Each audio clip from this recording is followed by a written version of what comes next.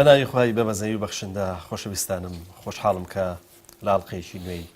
بەرنامەی نووسین و یادەوەری بە خزمەتەوە خۆشەویست گەشتمەوە ئاڵقەی ژمارە 14. خۆشەویستان دەمەوێت لە سەرەتای ئەم ئاڵقەیە ئاماژە بە شتێک بکەم، ئەویش ئەوەیە کە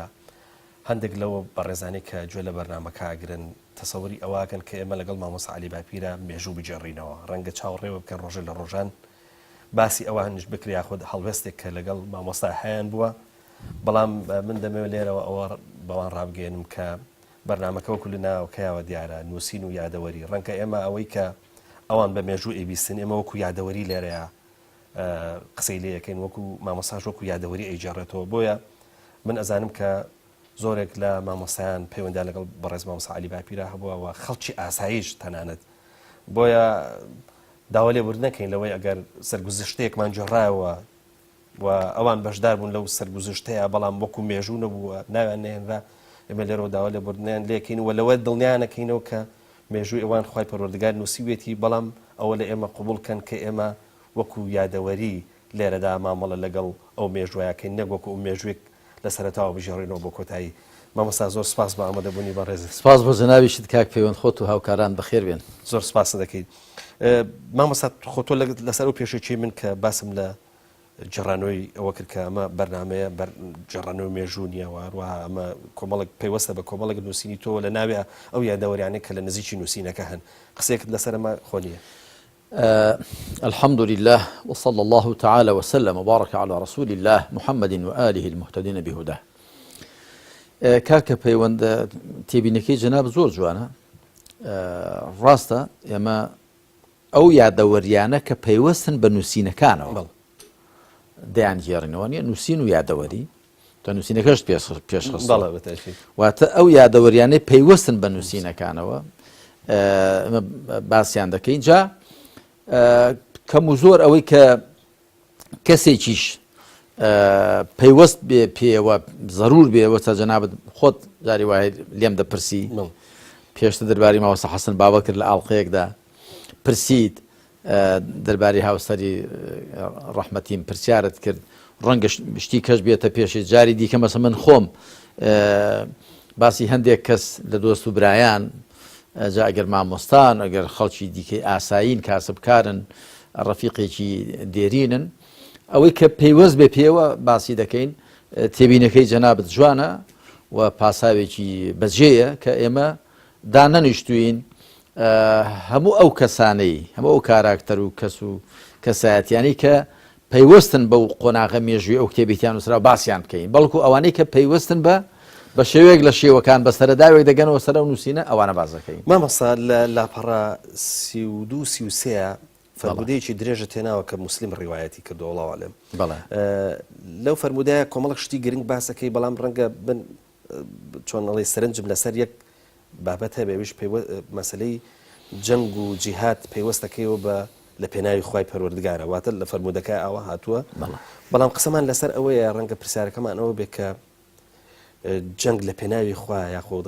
غەزا لە پێناوی خوا بە مانای چی، و پرسیارەکە ڕەنگە ئەوە بکرێ بڵێ خوای پەروەردگار پێویستی چییە، حەوجەی بەوە چییە کە جەنگ بکرێ خوێن بڕژێ لە نێوان ئینسانەکانە؟ بەڵێ کاک پەیوەنجارێ ئەوە زاراوەیە کە خوای پەروەردگار بەکاری هێناوە. خوا سبحانه وتعالى دەفەرمێ الذين آمنوا يقاتلون في سبيل الله والذين كفروا يقاتلون في سبيل الطاغوت. يعني ئەوە زاراوەیەکە زاراوەیەکی قورئانیە، تعبیرێکی قورئانیە. ئەوانەی بڕوایان هێناوە لە پێناوی خوادا دەجەنگن،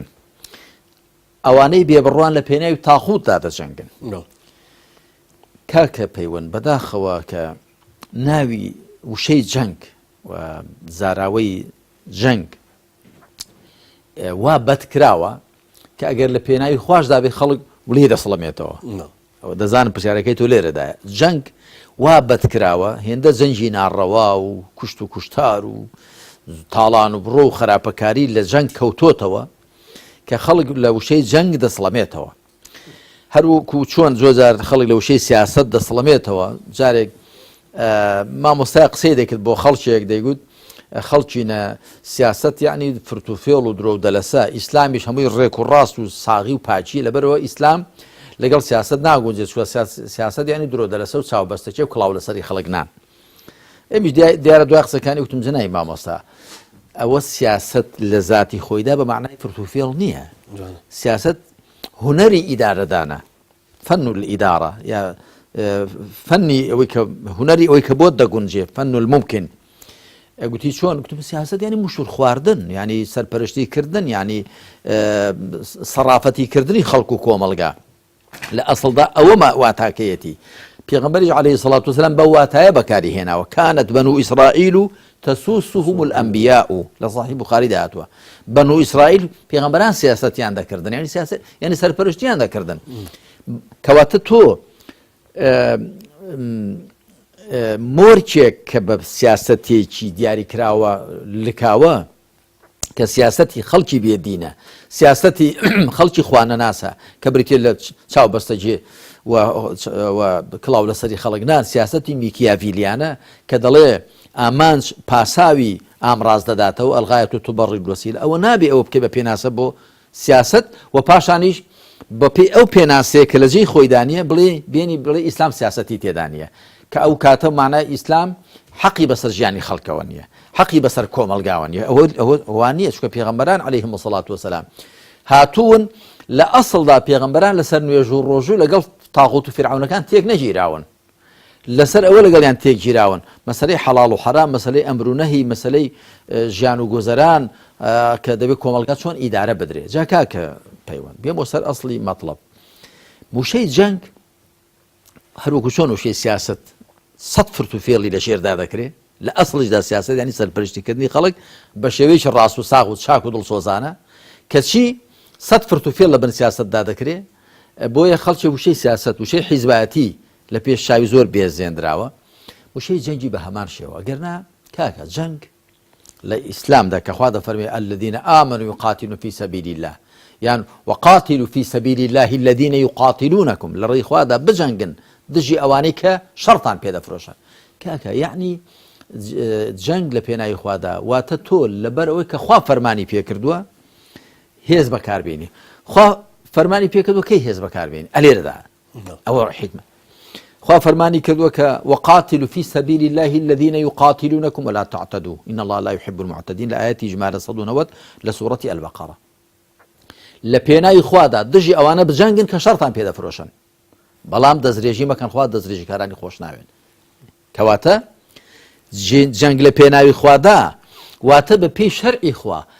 خوا کەی مۆڵەتی داوە کە تۆ زوڵمت لێ بکرێ نابێ قبولی زۆڵم بکەی لا تەظلیمون ولا تظلمون جاخۆ گەر جەنگ لە پێناوی خواماندانە بێ دەبێ هەموو دابنیشین وەکو مریشکە مەسلحە سەرمان بڕن دەبێ هەموو دابنیشین وڵات و حڕوماتمان هەمووی پێشێل بکرێ ئیسلام هەرگیز بێعیزەتی بۆ موسڵمانان پێ قبول ناکرێ خوای پەروەردگار وەکو بنچینەیەکی گشتی دایناوە کاک پەیوەند خوا دەفەرمێ لا تظلیمون ولا تظلمون نابێ نە زوڵم بکەن نە قبول بکەن زوڵمیشتان لێ بکرێ ئەدی ئەگەر کەسێک لای ئاشتی گرت وإن جنحوا للسلم فاجنح لها وتوكل على الله آية أمر سيزين لسياق داتوا لسياق وإذا كذا فرمي وأعدوا لهم ما استطعتم من قوة هرشي لتواناتان ده هيزيان بو آماده بكن بو چيه بو دجمنان شو دعاء ده فرمي ومن رباط الخيل بو چي ترهبون به عدو الله وعدوكم نا فرمي تبيدون واتقلات شو ذكن ترهبون دجمني خوا ودجمني خو تاني بيبترسين بو تمعتان تينكن يعني أصلا ئیسلام هێز فەرمان بە مسلمانەکە هێز ئامادە بکەن هێزیان هەبێ بۆ دژمن تەماعیان تێنەکەن و ئاشتی بەرقەرار بێ چکە دوایی دەفەرمێ وآخرين من دونهم لا تعلمونهم الله يعلمهم وما تنفقوا من شيء في سبيل الله يوفى إليكم وأنتم لا تظلمون وإن جنحوا للسلم فاجنح لها ئەگەر لای ئاشتیان گرت ئەگەر کەڵکەڵەی شەڕیان لە کەللەدا هەبوو هێزیان بۆ ئامادە بکەن بەڵام ئەگەر لای ئاشتیان گرت ئەتۆش لای ئاشتی بگرە وتوكل على الله حتى دوای دەفەرمێ وإن يريدوا أن يخدعوك ئەگەر زانید بەتەمان بەهۆی ئەو دەربڕینی ئاشتی دیانە فێڕت لێ بکەن ئەتۆ دیز هەر ئاشتی ڕەت مەکەوە وإن يريدوا أن يخدعوك فإن حسبك الله خوات بەسە ئەتۆ ئاشتی ڕەت مەکەوە با بە فێڵیش بێ کەواتە جەنگ لە پێناوی خوادا واتە بە پێی ئەو ئامانجانی کە شەریعەت دیاری کردوون نەک بۆ خۆسەپاندن نەک بۆ زوڵمکردن بۆ بەرپەرزدانەوەی زوڵم و بۆ بەرقەرارکردنی ئاشتی لە سوورەتی نیسادا خوا دەفەرمێ وما لەکم لا تقاتلون في سبيل الله والمستضعفين لێرەدا بۆچی لە پێناوی خوا لە پێناوی چەوساواندا خۆ کاکە خوا بێدەسەڵات نییە تا بڵێ وڵات دیفاع لە خوا دەکەم خوا دەفەرمێ لە سوورەتی محەممەددا دەفەرمێ ولو يشاء الله لانتصر منهم ئەگە خوا ویسپای تۆڵی لێستاندن ولكن ليبلو بعضكم ببعض هەندێکتان بە هەندێکتان تاقی دەکاتەوە کەواتە لە پێناوی خوادیان لە پێناوی چەوساواندا لە پێناوی بەرقەرارکردنی دادگەریدا لە پێناوی لابردنی سوستەم و چەوسانەوەدا لە پێناوی ئەوەدا گەنا خۆ خوا سبحانه وتعالى بێدەسەڵات نییە تا بڵێ وەرن دیفاعم لێ بکەن لە پێناوی ئەوەدا کە ئامانجەکانی شریعەت بچەسپێن کە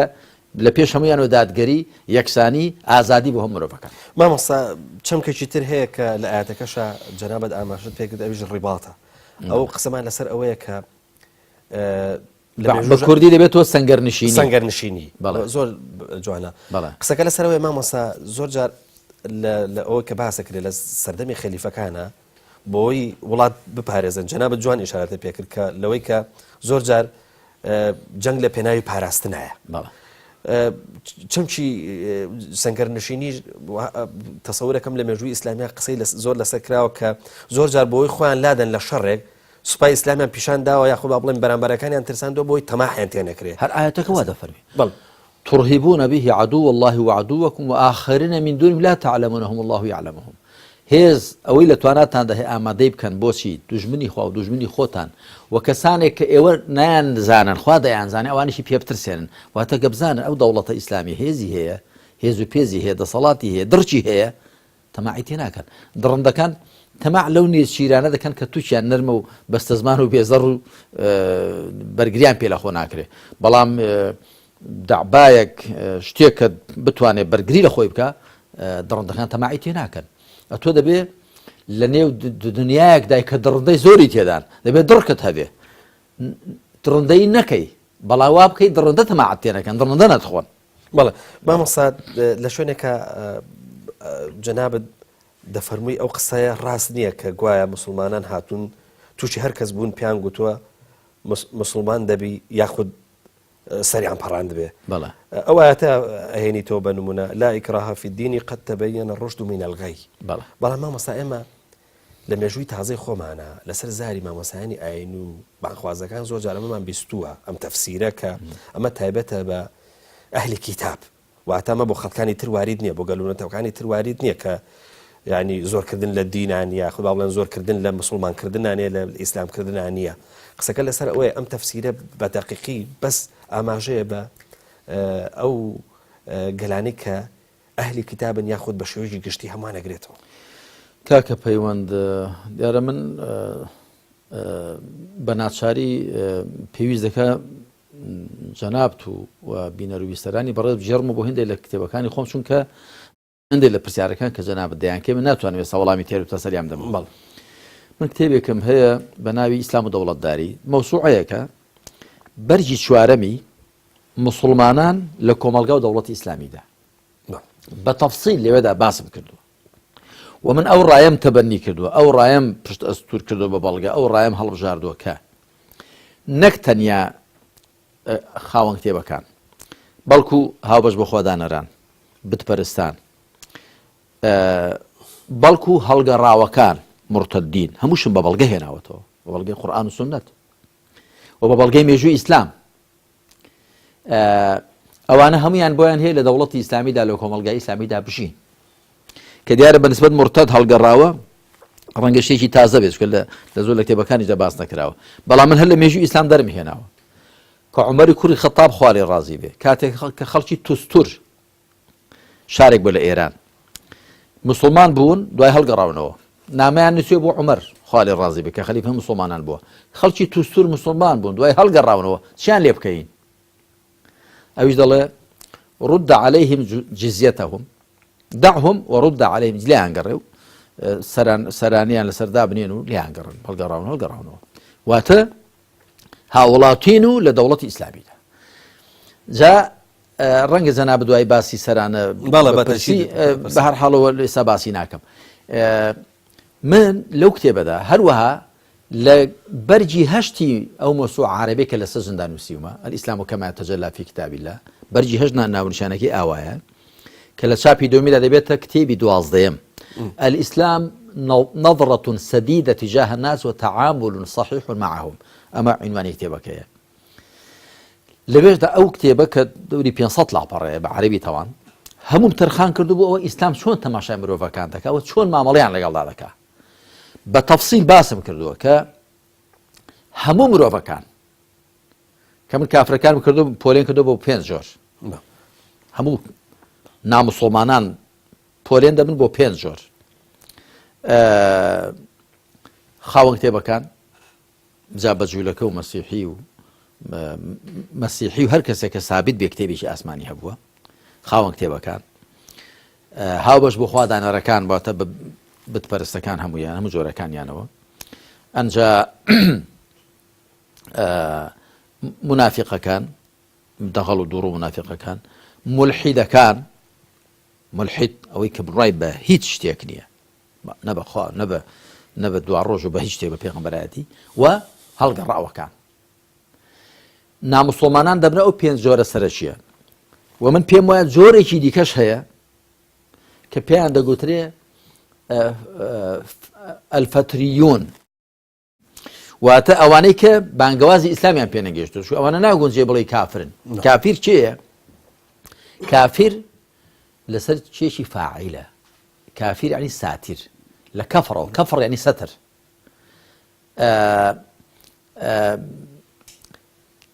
کافر بە معنای ساتیر دێ واتە کەسێ حەقی پێگەیشتووە و دای دەپۆشێ و قەنەعەتی پێ ناکا و دەشزانەیە حەقا بەڵام ڕەفزی دەکا وەکو خوای تەعالە لەبارەی ئالی فیرعون دەفەرمی وەجەحەدوو بیها وەستەیقەنەتها ئەنفوسهم ظوڵمە وعولووە نوکوڵیان لێ کرد لە دڵیشیاندا دڵنیا بوون کە ڕاستە بەڵام بەهۆی ستەم و بەهۆی خۆبەزلگریەوە ئەو جۆرەشیان هەیە کەوانە پێیان ناگوترێ کافر فتری بانگەوازی پێ نەگەیشتووە لە ئیسلام حاڵی نەبوو وەکو کە خوا ناردوێتی ئەوانە خوای پەروەردگار لە قورئاندا دەفەرمێ وما كنا معذبين حتى نبعث رسولا ئێمە سزادەر نین تاکو پێغەمبەر نەنێرین لایەکی بۆ هێڵ لەزا خۆ پێغەمبەری خاتم عەلەیهی سەڵات وسەلام 1490 ساڵی هاتووە ڕاستە بەڵام کابرایەک لەو پەڕی دنیا لە هەر شوێنێکی دنیا ئەگەر ئەو پەیامەی پێ نەگەی بێ بەو چی کە پێغەمبەر صلی الله علیه و سلم ڕاوانە کراوە پێی نەگەیشتووە پەیامەکەی پێ نەگەیشتووە یاخوو بە پێچەوانەوە پێگەیشتووە ئەوانەش لە ڕاستیدا پێناسەی کافر نایانگرێتەوە بەهەرحاڵ جا من گوتوومە کە بێ بڕوایان بە هەموو جۆرەکانیانەوە ناموسڵمانان ئەگەر ئەو زارایە بەکاربێنی باشترە ناموسڵمانان بە هەموو جۆرەکانیانەوە هەم لەو بەرجی چوارەمی ئیسلام و دەوڵەتداری هەم لە بەرجی هەشتەم یاخوو کتێبی 12 مەوسوعەکەدا بە تەفسیل باسم کردووە کە هەموو جۆرەکانی ناموسڵمانان بۆیان هەیە لە دەوڵەتی ئیسلامیدا بژین و لە کۆمەلگای ئیسلامیدا بژین و بە هەموو ئازادیەکەوە بە تعبیرکردن لە هەموو معتەقەداتی خۆیانەوە وەکو گوتم ئەوە من ئێستا ناتوانم بڵێم ئەو بەڵگە و بەڵگە من ئەوە دوو کتێبی گەورەم بۆ تەرخان کردووە دڵی ئاوی نەخواردەوە بە ناگونجێ ساڵی پرۆژە بەڵام گرگە من بەو قەناعەتە گەیشتووم کە ئەو ئیسلامەی کە خوا سبحانه وتعالى ناردوێتی بۆ هەموو بەشەر ومن يبتغي غير الإسلام دينا فلن يقبل منه أو بود وعروجة أدي بو دنيا لكم دينكم ولي دين لا إكراه في الدين أما أوي كذا لو هربوا أهل كتابها أصلا تينا جيشتوا أصلا مش تمروا خلافة زور هي لأنه زانان ده راي بهيستري زانان أويك مشركو منافقو زنديقو همو أوانات ده سنجر أواب لسر مرتد كشيان هبوا كمن أويشم ببلغة ثابت كردوا كمرتدش هر وكو كافراني دي كوايا هم لجاني لسردمي عمر كوري خطاب دا خوالي رازي به وهم لسردمي عمر كوري عبد العزيز يجدا لسردمي أبيش دا دل خلشيك لبلاد الجزيرة نازم شوي كردستان بوا مسلمان دا بنو هل دا قرينوا نامي بودا نسان أميري مؤمنين شان لي بكين أبيش دل ليان قرين دعهم ما يدينون بلام سرانيان ليور بقرن كأوش سرانك الرمز هي ماي أوي كوانو دجي دولة إسلاميين مامەسا هاوڵاتی سالم و هاوڵاتی بێزەڕ و ئاشتی خوازن هەر لە کتێبەکەیە تۆ لە شوێنێکا وەکو پرسیاریشی هێنی ئەڵێ ڕەنگە پرسیاری ئەوە بکرێت کە بەڕواڵەت ئەو جەنگانەی کە ڕوویان داوە لەگەڵ ئەو گەلانەی کە مەسەلەن بۆ منە دوای ئیسلامیەتە ناویان یعنی واتە لەگەڵ ئەو گەلانە شەڕەکان ڕووەدا کە دواتر ئیسلام دێتە ناویان و مامەڵیان لەگەڵاکە و بە جۆرە جۆرەکانیش مەسوڵمانە بن قسەکە لەسەر ئەوەیە دەگوترێ ئیسلام بە شمشێر نەهاتووە بە شەڕ نەهاتووە بەڵام ئەگەر ئێستا ئەوها بەڕواڵەت حسابیکەی قسە لەسەر ئەوە ناگرێت کە ئەم جەنگەی کە ڕوویداوە لەگەڵ ئەو گەلانە ڕوویداوە کە دوجار مسلمانەتیشان هەڵبژاردووە کاکە پەیوەند لە ڕاستیە جەنگەکان لەگەڵ گەلەکان ڕویان نەداوە جەنگەکان لەگەڵ ئەو قەوارە سیاسیانە ئەو دەسەڵاتدار و حکومڕانانە کە خۆیان بەسەر گەلە چەو ساوەکاندا سەپاندە ڕوویان داوە چۆن دەوڵەتی فارس کوردی خستۆتە ژێڕچێفی خۆیەوە میلەتانی دیکە خستۆ ژێڕچێفی خۆیەوە باج و خەڕاجی لێستاندون پیتاشی لێستاندون ستەمی لێ کردوون ئەو دەوڵەتە زانوێتی بانجی زوڵاڵی ئیسلام بگاتە گوێ ئەو خەڵکە مەزڵومە ئەو زوڵمە ڕەفز دەکەن دەڵێن تۆ چی من چیم کاکە بۆ خۆی لێ تۆ بم فارس تۆ بۆ خۆم بەسەردا فەڕزەکەی ڕۆم تۆ بۆ خۆم بەسەردا فەڕزەکەی کاکە تۆ بە شەرم نی بە شەرم هەمان بەندەی خۆی نابێت کەس بچەوسێنێتەوە ترساون لە بانجی زوڵاڵی ئیسلام کەواتە شەڕەکە لە ڕاست لە نێوان دەسەڵاتدارەکان و سوپای ئیسلامدا بووە لە نێوان دوو دەوڵەتەکەداوە دەوڵەتی ئیسلام ئەو دەوڵەتەی دی نەک میلەتەکە بەڵگەی ئەوە کە دوایی ئەو خەڵک و جەماوەرە دوای ئەوەی کە سێبەری ڕەشی ئەو دەوڵەتیان لەسەر لاچووە ێ باشە ئەو خەڵکە خۆ چەند بانخوازێک ماونۆ لە نێویاندا و ئیسلامیان تێگەیاندون و دوای ئەوان ڕۆیشتون یان مردون یان ڕۆیشتونەوە ئەی خەڵکە بۆ ئیسلام هەڵەگەڕاوەتەوە خۆگەر ئیسلام بە زۆر فەرز کرا بووایە کاکە پەیوەند ێ باشەوە ئیسلام بە زۆر فەرز کراوە ێ باشە ئەوە دوای کە ڕۆیشتون خەڵکەکە هەڵدەگەڕانەوە ئیسلامەکەیان ڕەفز دەکەن وەکو چۆن لە توستور لەکوێ هەڵگەڕاونەوە بەڵام کە هەرش گەڕاونەوە لیان گەڕێن چونکە بۆ لا ئیکراها فی الدین چونکە وەڕایەکی باو هەیە دەڵێ هەر کەسی هەڵگەڕاوە لە ئیسلام دەست سزاکەی کوشتنە ئەمە ئەوە دەگەیەنێ کە من لەو نامیلکەی خۆشم دانووسیمە حکمی هەڵگەڕان و لە ئیسلام و چەند سەرنجیا هەڵسەنگاندنێک ئەمە بەڵگەیە لەسەرەوە کە ئەوە ئەسڵ و ئەساسی نییە سزای هەڵگەڕانەوە لە ئاین لە ئیسلام کوشتن نییە هەمیشە و لە قورئاندا تەمەنەوە سزاکەی بە سزای قیامەتی باس کراوە لەو نامیلکێدا بە تەفسیل باسم کردووە ئەوەش کە دەفەرمێ من بەدەل دینەه فەقتولوه هەر کەسێ ئاینەکەی خۆی گۆڕی بیکوژن ئەو کاتە هەر کەسێک کە لە ئیسلام هەڵگەڕاوەتەوە یەکسەر پەیوەست بە سوپای کافرانەوە یەکسەر بۆ قەوارە سیاسی ئەهلی کوفرەوە پەیوەست بووە واتە لەبەر ئەوە نەیفەرمۆ بیکوژن کە لە ئیسلام دەرچووە بەڵکو لە دژی ئیسلام دەرچووە بە تعبیری عەرەبی دەڵێ لا يقتلون بسبب خروجهم من الإسلام بل بسبب خروجهم على الإسلام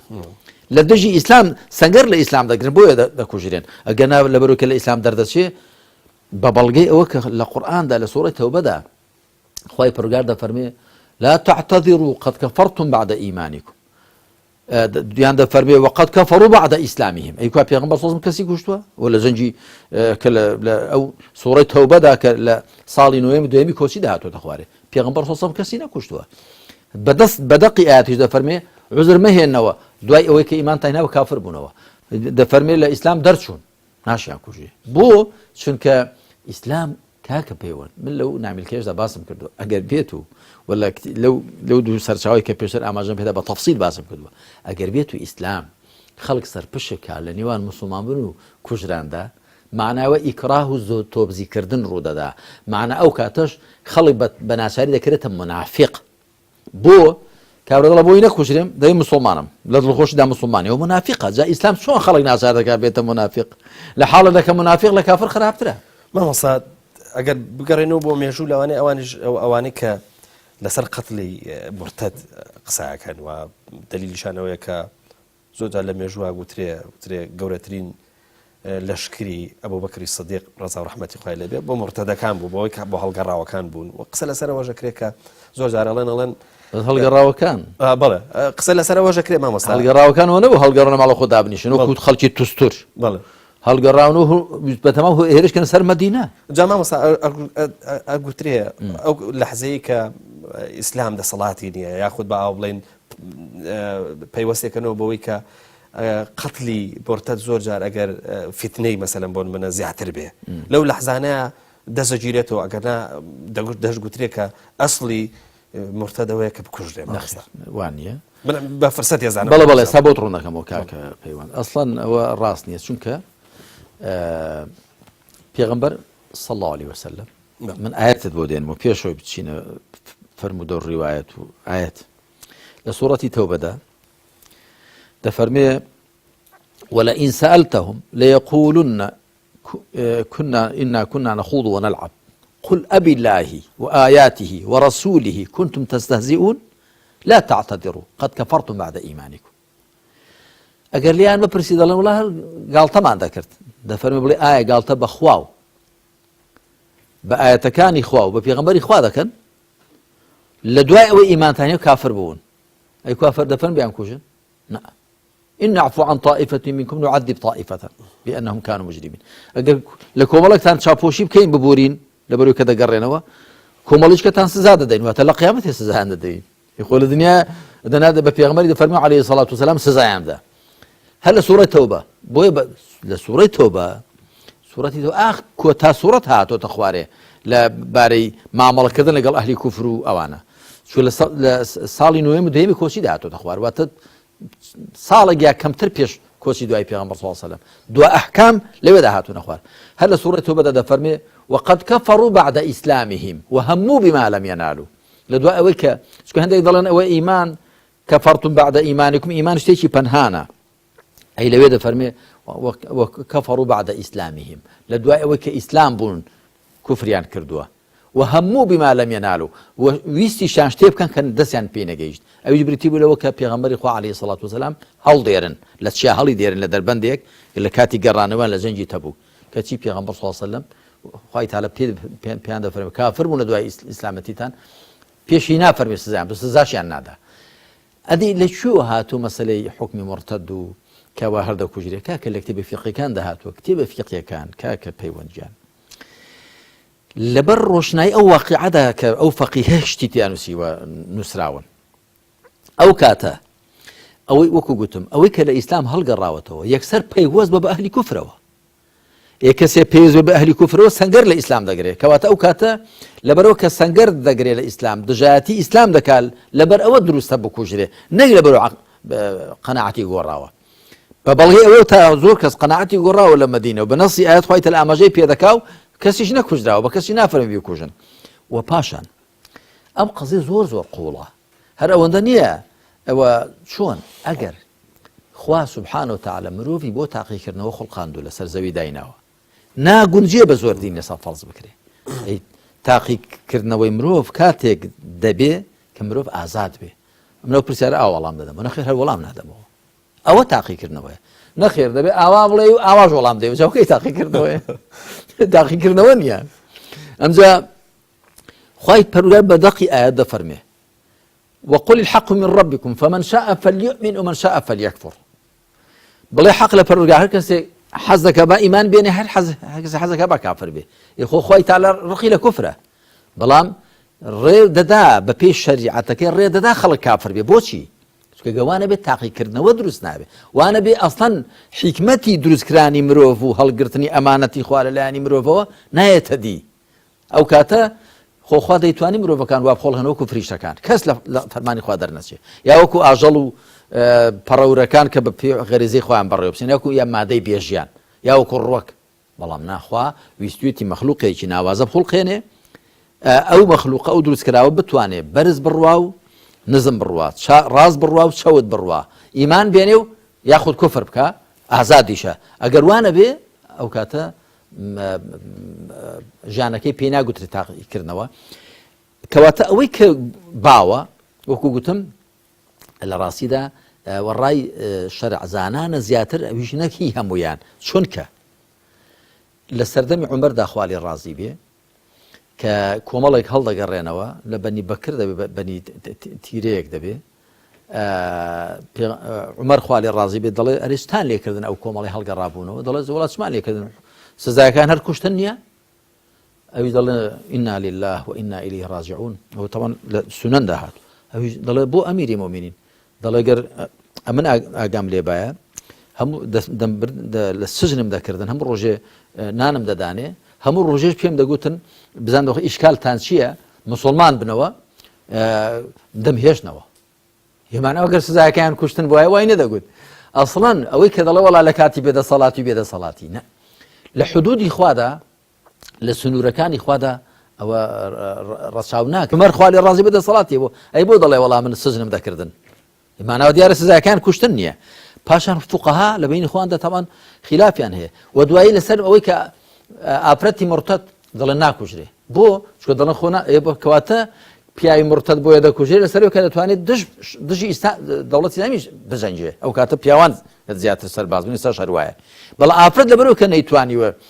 بڵێ چەک هەڵبگرێ و دژی دەوڵەتی ئیسلامی بجێ بۆ یەکتوان ناکوژرێ کەواتە لەسەر کوفرەکە ناکوژرێ بەڵکو لەسەر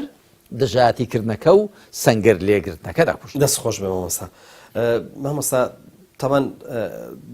کوتمان باسی سەراناکەین قسەمان لەسەرەوەیە کە ئیسلامێت کە لەشکری ئیسلامێت سێ تەرحی پێیە تەرحیشانەوەیە کە مسلمانە بن تەرحیشانەوەیە کە جزیە دەن تەرحیشانەوەیە کە ئامادەی جەنگەکەن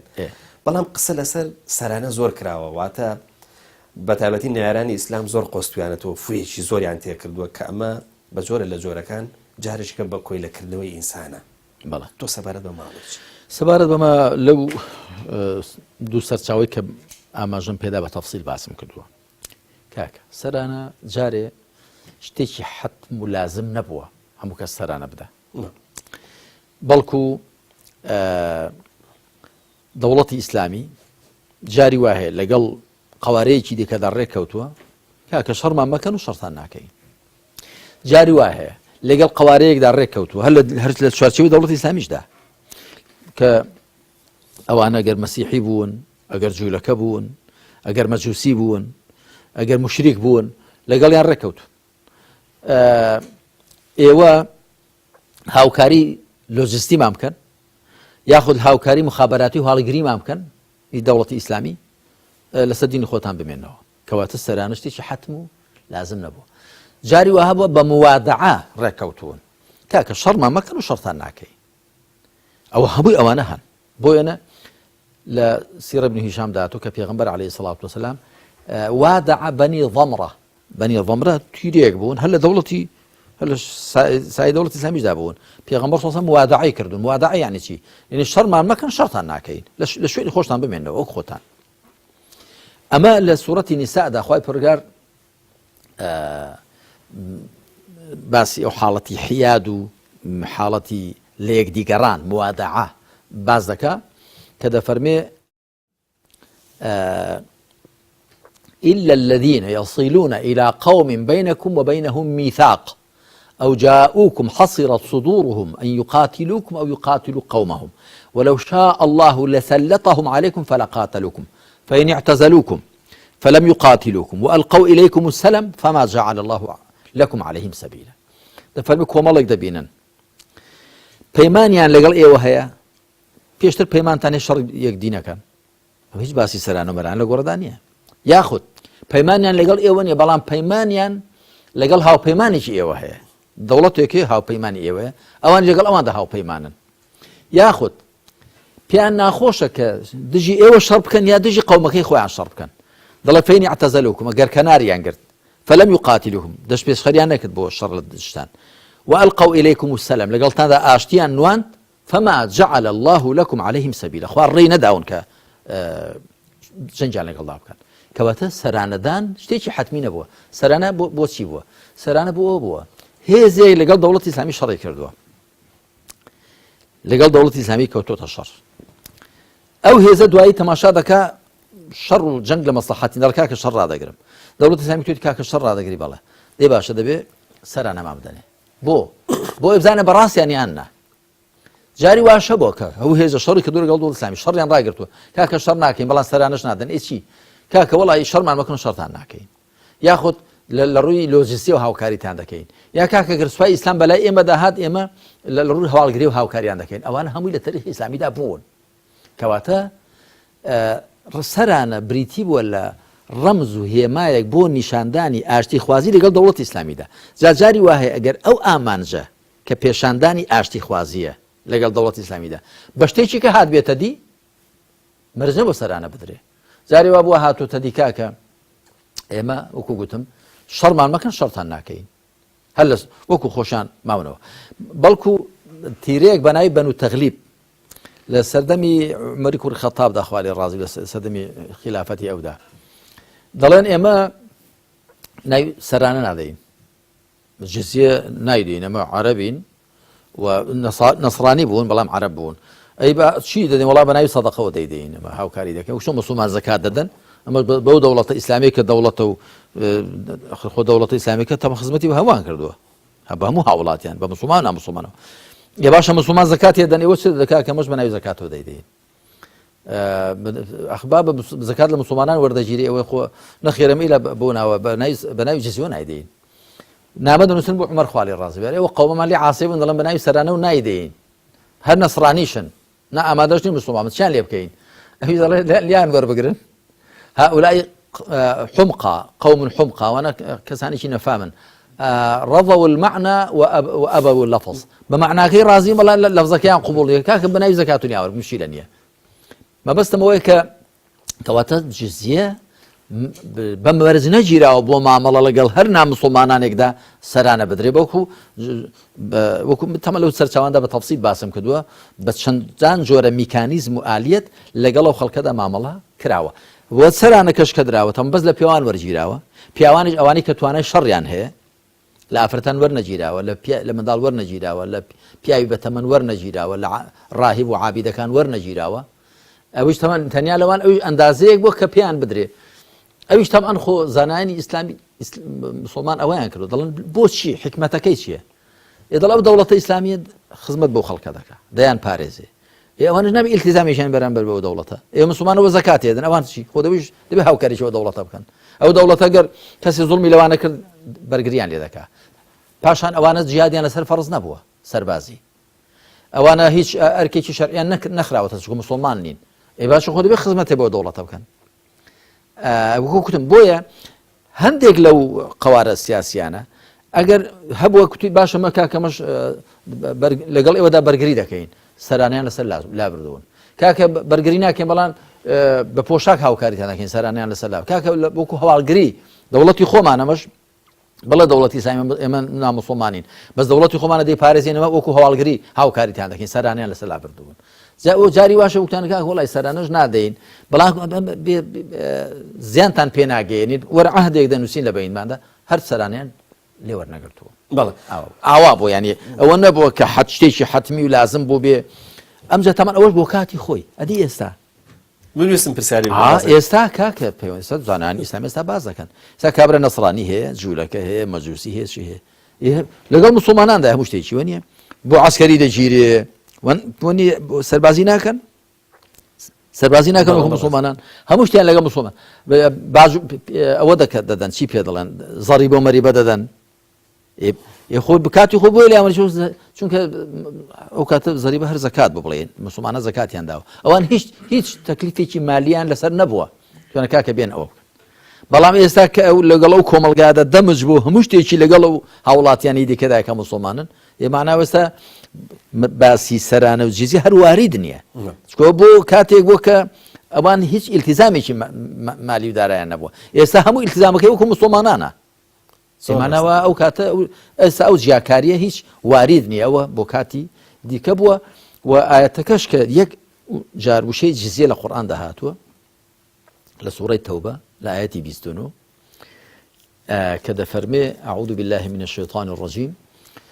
قاتلوا الذين لا يؤمنون بالله ولا باليوم الآخر ولا يحرمون ما حرم الله ورسوله ولا يدينون دين الحق من الذين أوتوا الكتاب حتى يعطوا الجزية عن يد وهم صاغرون أوانا كل الجنگ دابون هتاكو سرانة ددن وملكش دبن بو دولة إسلامي أتو لغليان داب جنگا أدي أجر سرانة داو يا أجر ملكش بون أو كاتا معنا او نامين كواتاوش بو كساني بو لجنگ دابون بو زاناين اسلامي استدلن او نصارى وجولك ومجوسي وبوذاي وخلقي كلين مسلمانان دادشين خو لجنگ دانين زنجان نكدو تا اياتك بيانغريتو اياتك دل فريم كساني كجنگ دكن لدجي اسلام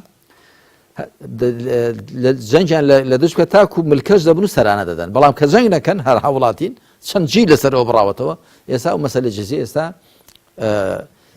كاتي جێبەجێکردنی نییە هەروەکو چۆن عومەر خوالی ڕازی بێ سزای دەستبڕینی ڕاگرت لە ساڵی برسێتیدا و پشتی مؤلفەت القلوب دڵڕاگیراوانی ڕاگرت لەبەرەوتی مەوریدەکەی ئێستانیە بە هەمان شێوە هەر ئاەتێک هەر حکمێکی شەرعی کە زمینەی تەطبیق و جێبەجێکردنی ڕەخساو نەبوو جێبەجێ ناکرێت نەک لە بەرەوەی حکمەکە تعتیل کراوە لە بەرەوەی زمینەی جێبەجێکردنی ڕەخساو نیە. مامۆستا دیسان 5 خولەکم ماوە لە ئەم بەرنامەیە پرسیارێکی زۆر گرنگ ئەویش کە جەنابەت لە وەڵامێکە کە داکۆچێکی زۆر باش لە ئیسلامێکی ڕاست و دروست و بێچەند و چوونەکەی بەڵام لە هەمان کاتیشان نقولی لەوە ناکەی کە لەناو مێژووە ڕووی داوە کە زۆر جار زانان و بانخوازان و هەندێک لە ئەوانەی کە مەرجەعی دینیش بوون پشتیوانیان لە بە جۆرە لە جۆرەکان لە ستەمکار کردووە تەنانەت هەتا مێژۆکە تۆ بە فراوانی باسیەکەی تەنانەت دەجێڕیشتەوە بۆ خۆشمان کە کۆمەڵێک دەستەواژەش ئەماژە پێەکەی کە بەهۆی ئەو کللتوری پشتیوانی لە ستەمکارەوە کۆمەڵێک دەستەواژە ئاماژە پێکرد حەزەکەم وەکو خۆی بە نمونە بیانێنمەوە جەنابەت ئەفەرموویت دەگوترێ نانی چێت خوارد سڵاوات لە دیداری ئەو بە دەسەڵاتدار خوای سەر عەرزەیە ئەمە قسەی ئەو دەستەی نتوانم بیبڕم ماچی دەکەم ئەمە زۆر جار کاریگەریەکەی وەندە گەورە بۆ بە کللتورێک لە جۆرێک لە بیرکردنەوە هەتا خەڵکی جوتوانە ئەو دەستەی نتوانم بیبڕم ماچی دەکەم ئاگرە سوورە لە خۆم دوورە هەر کەس دەست بە کڵاوی خۆی و بیگرێ بانەی بە قسەکە لەسەرەوەی مامۆستا ئەم جۆرە لە دینداریەش کاریگەریەکی نەرێنی لە مێژوو وەروەها لە مێژووی مسلمانان خۆیان لە مێژووی ئیسلامی نەداوە بێگومان جاکاک پێیان خۆ گەر خەڵک باش لە ئیسلام تێگەیشت باە بە مامۆستا بەڕێزەکانیشەوە ئەگەر تاوان کەسانێک هەر هەبوون باش لە ئیسلام تێگەیشتن بەڵام باسی حاڵەتی گشتی دەکەم مامۆستای گەورەی کۆی هەبوو لەوێ بڵێن کاک ئەحمەدی شێخ هەبوو لە سلێمانی شێخی بورهانی هەبوو لەو سەر مامۆستایەکی دیکە هەبوو لەولا بە گوڵێکی بەهار نایە تا قەسوار تۆزێ ناکە حاڵەتی گشتی خەڵکەکە ئەگەر باش لە ئیسلام تێگەی بانایە بۆ بەدەم ئەم هەموو کوێرە ڕێ و ڕێچکە و پێشکانەوە دەچوون